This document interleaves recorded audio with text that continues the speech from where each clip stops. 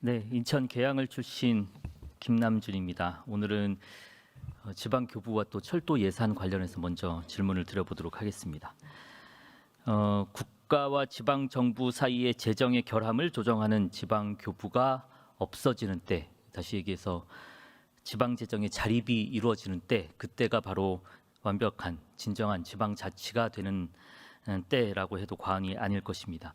이거를 관점을 좀 달리해서 표현을 해보자면 여전히 중앙 의존적인 이런 재정 체계에서 지방 정부 간 균형을 잡아주는 게 바로 이 지방 교부의 목적이고, 이는 대단히 중요한 재정의 역할이다라는 말씀을 드립니다. 올해 보통교부세가 추경 기준으로 66조 원이 넘어서고 있는데요.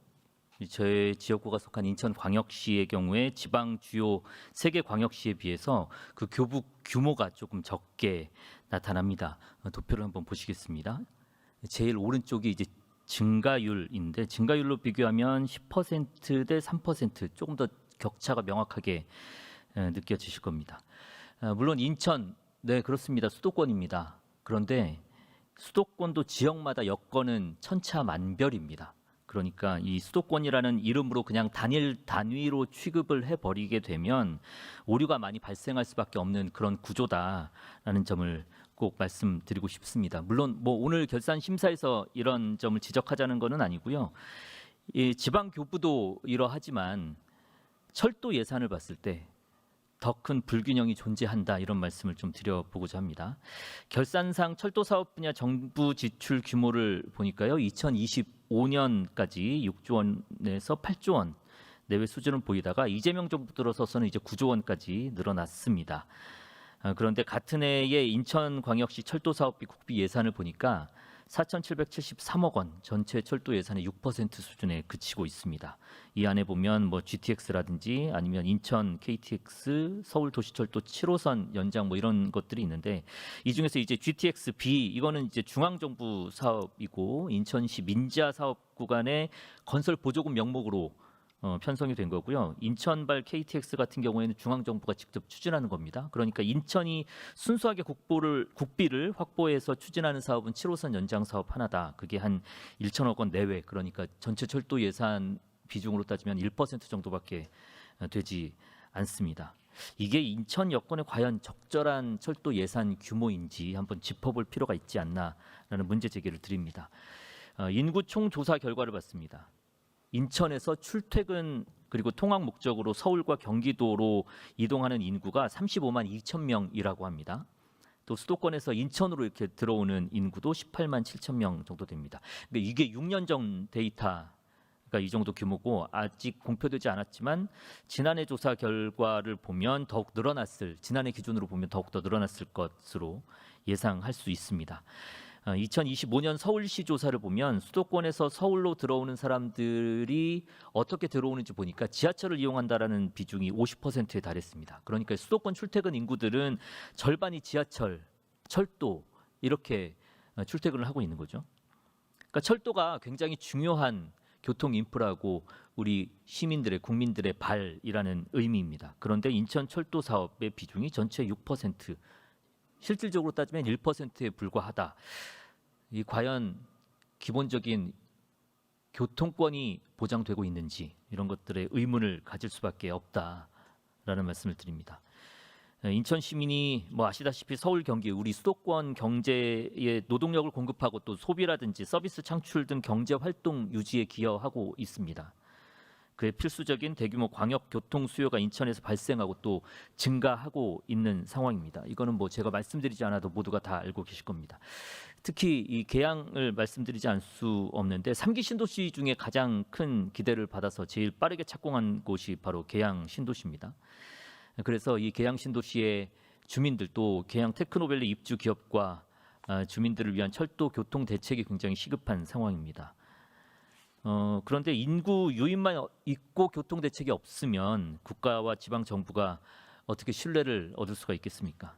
또 계양 테크노밸리, 그다음에 서운 산단으로 이어지는, 말하자면 수도권 서부 산업벨트의 요충지가 작전 서운동 지역입니다. 여기도 이제 철도 인프라가 부재한 상황입니다.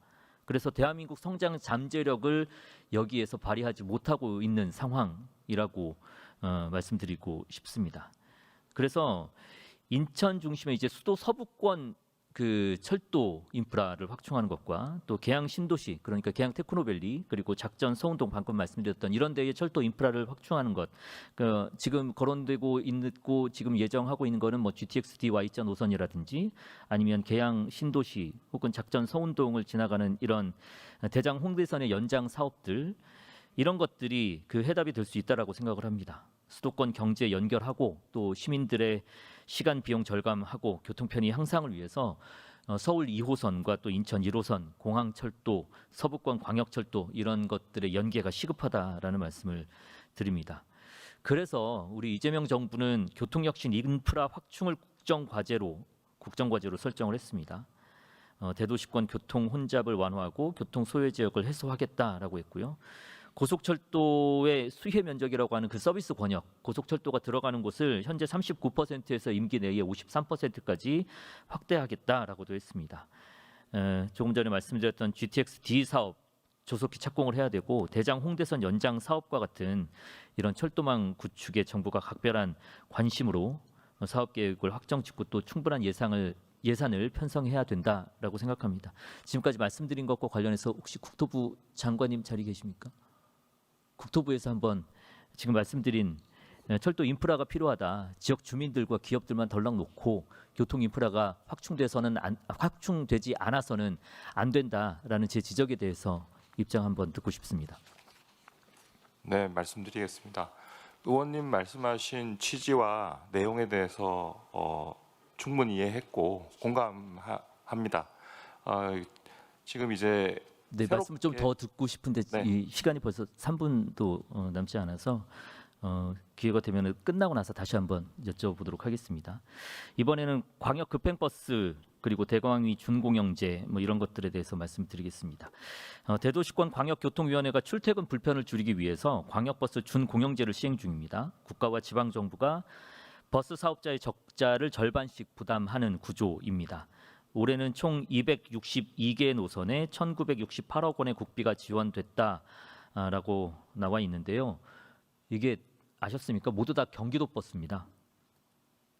물론 이제 경기도에서 서울 많이 오가고 하는 것들은 이해는 갑니다만 인천 광역 버스 중에서도 출퇴근 다른 지역으로 오가는 것 굉장히 많이 있습니다.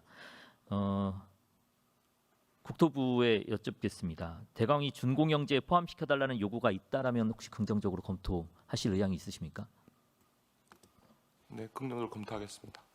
말씀 감사합니다. 한 가지 더 말씀드리겠습니다.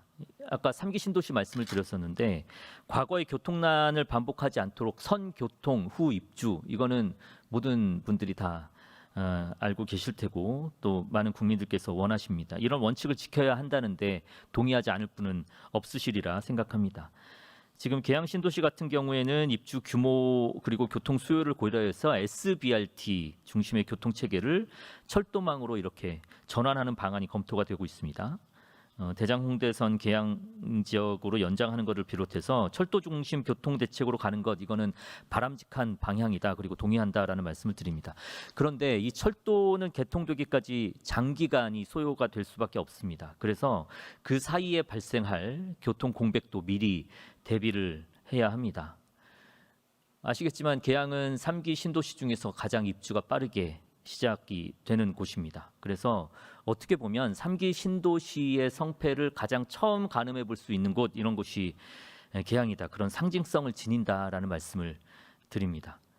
대중교통 때문에 출퇴근 불편을 겪는다라고 하면 주거 만족도가 떨어지게 마련이고 그러면 3기 신도시에 대한 신뢰도 추락할 수 있다라고 말씀을 드리겠습니다. 그래서 신규 철도망이 구축되기 전까지 비용 대비 효율이 높은 교통수단을 확충을 해야 되고 BRT를 활용하는 방안이 필요하다 이런 지적들이 많이 나오고 있습니다. 국토부 장관님 들어오신 것 같은데요. 계양을 포함해서 이 3기 신도시, 3기 신도시 지금 하고 있는데 3기 신도시의 교통 대책이 주민들 입주하기 전에 마련이 돼야 한다라는 저희 주장에 대해서 동의하시는지 여쭙습니다. 네, 당연히 그래야 한다고 생각합니다. 네. 그리고 이것 말고라도 예상되는 불편한 점들이 있다면 선제적으로 점검하고 해결해 주시기를 이 자리를 빌어서 부탁을 드리겠습니다. 예, 알겠습니다. 또 답변을 듣기는 어려울 것 같은데 인천 광역버스를 대광의 준공영제로 포함해야 된다는 얘기.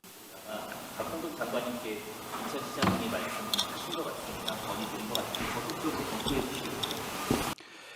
예, 5차 철도망 지금 국토부에서 종합계획을 수립을 하고 있는데요. 향후에 국토부랑 잘 협의를 하도록 하겠습니다. 의원님 말씀처럼 향후 철도 수요가 더 커질 걸로 보여지고 있고, 따라서 뭐 공항이나 도로 또 고속도로 또는 국도 국지도에 비해서 사실은 철도망에 대한 보다 투자가 보강된다는 생각은 기본적으로 갖고 있습니다. 다만 지난 4차 계획에서 신규 사업이 43조였습니다.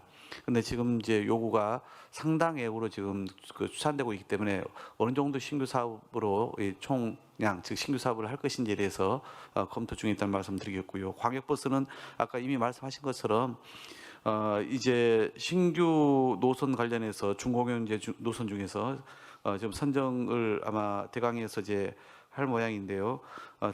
대광위에서 타당성 조사나 위원회 심의를 거쳐서 이제 선정이 되면 저희들도 관련된 그 재정 지원에 대해서 검토를 하겠습니다. 전향적으로 검토해 주시겠다는 말씀 주셔서 감사합니다. 고맙습니다. 네, 김남준 의원님 수고하셨습니다.